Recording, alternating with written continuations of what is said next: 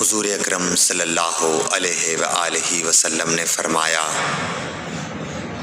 کہ وحی نازل ہوتے وقت کبھی مجھ کو گھنٹی کی سی آواز محسوس ہوتی ہے، اور وحی کی یہ کیفیت مجھ پر بہت شاق گزرتی ہے۔ جب یہ کیفیت ختم ہوتی ہے تو میرے دل و دماغ پر اس فرشتے کے ذریعے نازل شدہ وحی محفوظ ہو جاتی ہے، اور کسی وقت ایسا ہوتا ہے کہ فرشتہ بشکل انسان میرے پاس آتا ہے اور مجھ سے کلام کرتا ہے، بس میں اس کا کہا ہوا یاد رکھ لیتا ہوں۔